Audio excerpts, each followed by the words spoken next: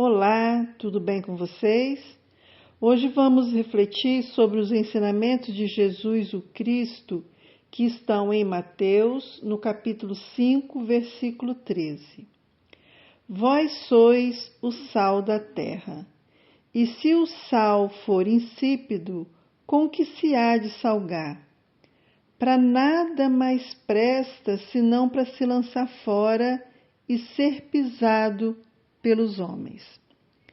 Gostaríamos de analisar esses dizeres de Jesus, trazendo questões que nos ajudem a ir além dos aspectos morais dogmáticos.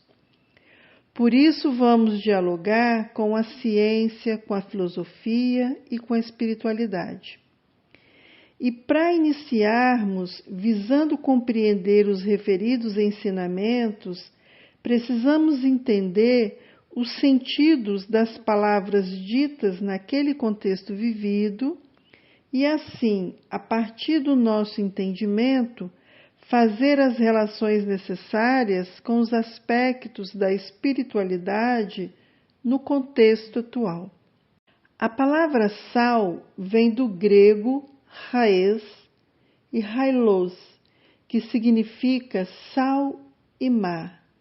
No que se refere aos aspectos cotidianos e científicos, hoje usamos o sal para temperar os alimentos e, segundo a ciência, o sal regula o ritmo cardíaco, o volume sanguíneo, a transmissão dos impulsos nervosos e a contração muscular, além de garantir o equilíbrio dos fluidos corporais.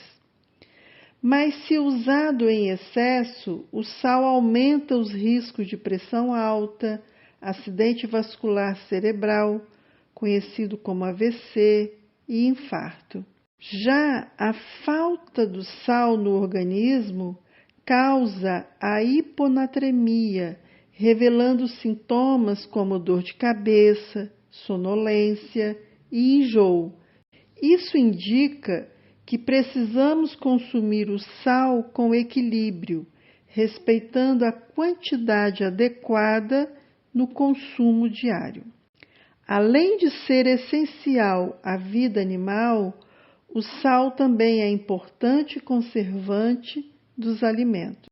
Em relação à filosofia, nos deparamos com os dizeres de Platão, quando ele se refere ao sal como uma substância importante para os deuses. O sal que Platão chamava de uma graça especial dos deuses figura com frequência nos rituais religiosos desde a antiguidade.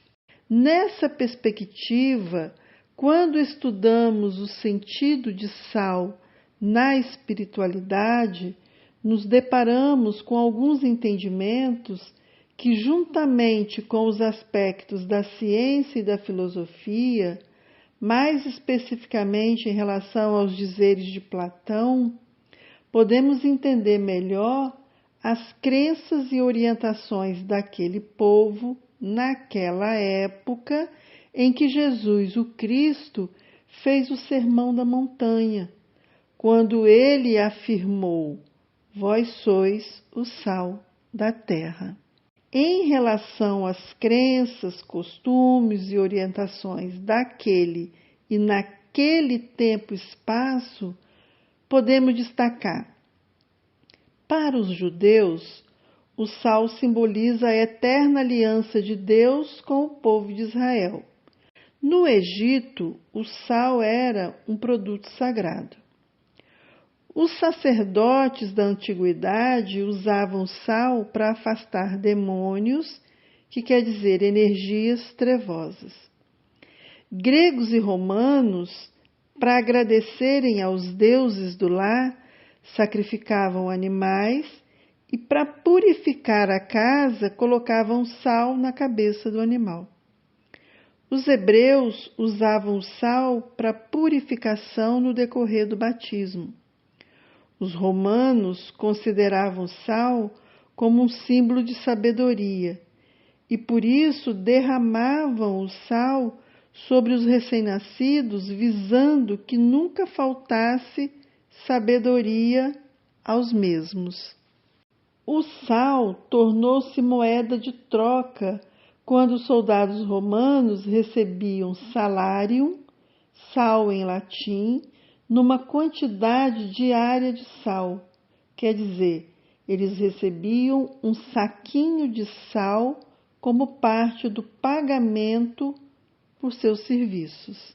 E ainda, na antiguidade, o sal era uma parte dispendiosa e valiosa na dieta, e assim tornou-se um produto essencial e desejado. E considerando seus aspectos místicos e energéticos, o sal tornou-se um produto importante nos acordos, nos pactos e alianças. Por isso surgiu também o costume de comer sal juntos.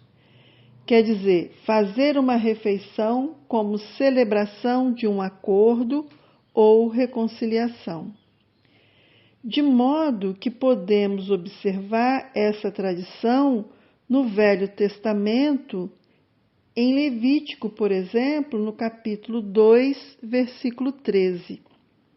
Temperarás com sal toda a oblação que ofereceres, e não deixarás de pôr na tua oferta de cereal o sal da aliança, do pacto de teu Deus. A toda oferenda juntarás uma oferta de sal a Deus. E em Ezequiel, no capítulo 43, versículo 24, disse: E oferecê-los-á diante do Senhor, e os sacerdotes lançarão sal sobre eles, e oferecê-los-ão por ofertas queimadas ao Senhor. Vejam que nesses dizeres, dentre outros, podemos referendar o que Platão destaca sobre as ofertas, o sal enquanto uma substância importante para os deuses. E o Deus daquele povo, o Deus do Velho Testamento, exigia sal em seus pactos, em suas alianças e reconciliações. E aqui é importante ressaltar que nesse período em que se fazia ofertas com animais, além do poder energético do sal, tendo em vista que alguns sacerdotes usavam o sal para afastar energias trevosas, e por isso era visto como um produto purificador, o fato de fazerem ofertas com animais, que era uma exigência do Senhor, o Deus, era necessário a conservação da carne.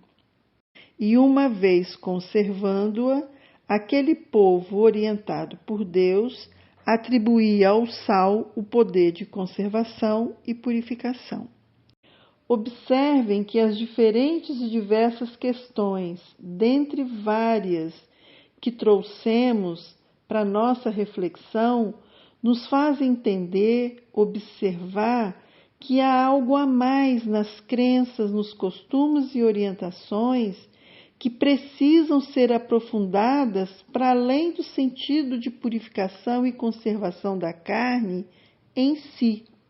Naquele tempo, aqueles que detinham o poder tinham acesso a determinados saberes que ficaram esquecidos por causa dos dogmas religiosos e dos poderes políticos. Só a título de exemplo, é sabido que o sal bruto é um cristal e que em sua constituição podemos encontrar duas partículas, sendo uma positiva e a outra negativa, que ajudam no equilíbrio energético do ambiente. E sobre isso refletiremos no próximo áudio. Até lá!